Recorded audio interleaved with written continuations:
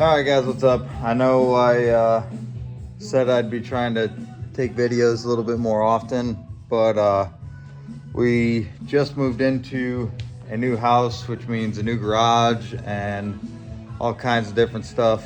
The S10's running. I was gonna try and do some videos getting it all together, but that didn't happen. So I was just trying to get it together, trying to get everything squared away, and I've even tossed around the idea of selling it to kind of kickstart making some little bit of money with a side business, but until it sells, I'm gonna keep dumping money into it. Yeah, I keep saying I won't, but it's gonna happen. Heads are back on it. Exhaust is all done. I'll try and kind of list some issues I guess I ran into and how I fixed them. There's definitely some things that are just temporary for now. There's a lot of stuff in the engine bay and inside the truck that is not gonna stay that way at all. It was kind of thrown together just to get it running, driving, and moving, but we'll fix all that. Alrighty, guys, so here we are. I guess the first thing that you're gonna see immediately when you open all this up, it's very ugly and it's definitely gonna change, is this radiator hose. It was the way the last guy had it, and I completely disagree with it. I mean, it's touching the intake right here, which this is gonna move as well. I'll get to that. And it almost touches the belt. It definitely touches the alternator bracket, and it's just not in a great spot. So eventually the radiator is gonna get moved either to the bed or underneath of the truck. I haven't really decided yet. But no worries, that will get changed. Second thing you notice is, well, there's an intake just right on the throttle body. Yeah, not a great place for it. Everything down here is really hot. It's getting nothing but hot air into it, and that's gonna get fixed. But as far as issues that I ran into, big one was the injectors. It had stock truck injectors in it that I didn't know when the last time they were used was, and one of them ended up being hung wide open, and I don't know how when I first started it and got it running, it didn't hydro lock the motor. A couple of them were not flowing great at all, and I wasn't gonna dump the money into a stock set of truck injectors. So what we ended up doing was we actually went to a buddy of mine's shop, had them cleaned and flow tested, and I was like, hey, you know, I really got to get this truck running because I wanted my fiance's little brother to be able to take it to prom. And he said, well, I have another set of stock truck injectors. So we slapped the stock truck injectors in and got on with tuning. One of the other really big issues that I ran into was when we were trying to figure out the issues in tuning it, there was a kink in a aluminum fuel line, which I ended up fixing. But there was also the issue of we couldn't tell what the fuel pressure was. We didn't know if the pump was putting out sufficient pressure, had no idea. So we had to obviously figure something out for that. We had to do something. In turn, what we ended up doing was the regulator is on the firewall right next to the brake booster, and I didn't want to put a regulator on stock truck rails because, well, they're going to get replaced, and I have seen videos of guys that have done it. I don't know whether or not it would be good or not. I decided against it. I decided I'm just going to go right after regulator. I'll put a -6 fitting in there with a threaded for a sensor. So I went with Low Dollar Motorsports, bought a sensor from Low Dollar Motorsports for a fuel pressure sensor. I think it was only like 50 or 60 bucks. It wasn't too terribly expensive. Their stuff's really good. I actually have 3 of their sensors on here right now. I have an adapter to run my oil pressure sensor because I ran into some oil pressure issues with the Holly, and we'll kind of go over that in a second. And then other than that, there really was no major installation issues. I have no idea what brand of headers these are, but they cleared the steering shaft. How on God's green earth, I have no idea, but they barely clear the steering shaft on this S10, because I know that's what a lot of you guys are thinking. You're like, oh, well, how'd you get an LS with headers into an S10? I didn't think it was going to work. I figured I was going to have to either reroute the steering shaft or have some headers fabbed, and they actually worked. I'll show you. So currently, let me change my light angle. This header tube right here, you can kind of see where the steering shaft flexes a little bit, and it does nick it just a bit, but it really doesn't hurt anything.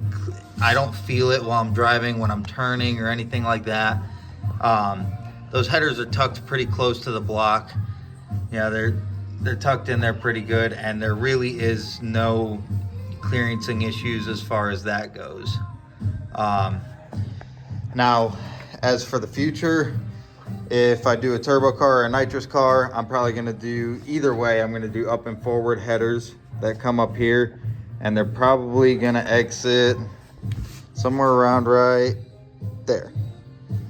So that'll probably be a thing for in the future. And again, yeah, just temporary stuff, like the wiring for the O2 sensor I have draped over the brake booster right now because it's so long. And then this is what I was talking about with that low dollar motorsport sensor.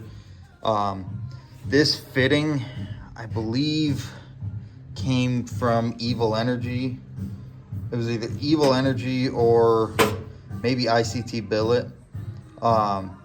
It works great. It doesn't leak. The one thing you have to remember is with those MPT fittings, they're not like AN fittings, so they will leak. You got to put some thread tape on them or something, and they'll work perfectly fine. This is another very temporary thing, is where this regulator is, and this fuel line comes up over here and into the line right here. All this is temporary because it was kind of just to get it running, and I had some extra Dash 6 line laying around, and I was like, you know what, for the $10 or $15 I'm going to spend on fittings, I can put something together and make it run.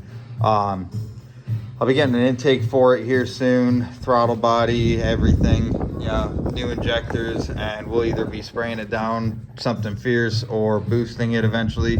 But yeah, as for right now, I guess there's kind of really one thing left to show you guys. So the one thing left to show you guys is the truck running. It starts, it drives, and it does very long one-legger burnouts because it doesn't have a locker in the rear end, which I was a little salty when I figured that out. I mean, the only way to know was really to go drive it. I didn't know until after I went and drove for the first time that it wasn't locked or spooled or whatever you want to call it. There's lockers, there's spools that you can weld them, which I'm not going to do because I don't think that's the greatest idea. You know, some people do it and it's perfectly fine. I'm not going to do it. I don't believe in it, I guess. But yeah, it does pretty good burnouts. From about 20-25 miles an hour, it'll leave about 100-foot one-legger.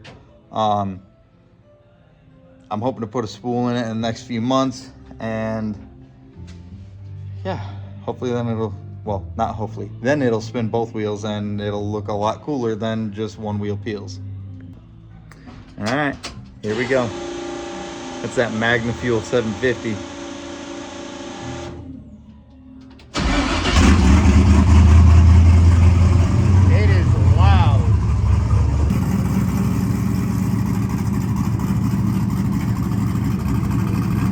I also got some new wheels for it and a tailgate.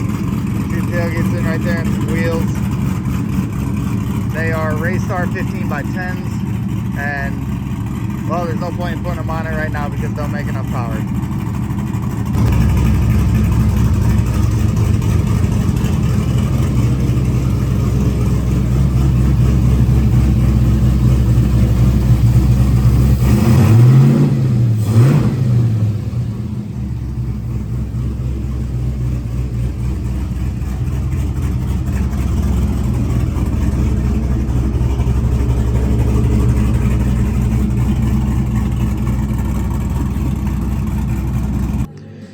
Alrighty, after I started it and everything, I kind of figured that you guys probably have no idea what is done to the motor in this thing. And you could probably hear it. It's obviously got a cam. It's a Brian Tooley Stage 2 cam.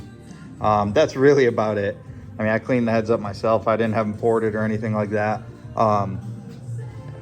The motor is pretty much stock. It's a bone stock 5.3 with a cam, but it's a lot of fun. Yeah, it's in a sub 3,000 pound S10 with no weight over the rear axle. It's gonna be fun. It does really big burnouts, which you guys might see eventually, hopefully after I do the spool. And yeah, that's about it. So I know I kind of said that I was gonna try and make videos pretty often. I'm finding that that's a lot harder to do than I thought. You know, I have my wedding coming up. We just bought a house. We have 2 dogs, a cat and a rabbit. So we are always busy, you know, between me at work all the time and my fiance at work all the time. We like to spend time with each other as well as do things we enjoy. So I will try and make more videos of me doing certain things to the truck and videos of the truck doing certain things.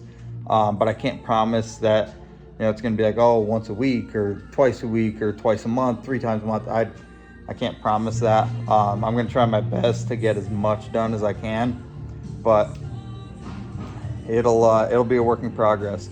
So leave me some comments. Tell me what you want to see, what you don't want to see. Let me know kind of what your opinions are on things. I know it's very slapped together. Nobody has to tell me that. It's not staying that way forever. It's just running for now. Yeah, it's just to have fun with for now. You know, I'm trying to spend as little money on it as possible till after the wedding. I obviously bought some wheels and a tailgate. I also bought a bumper for it, but that's about it.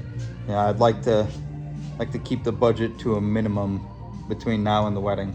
So like, comment, subscribe, and I'll see you guys later.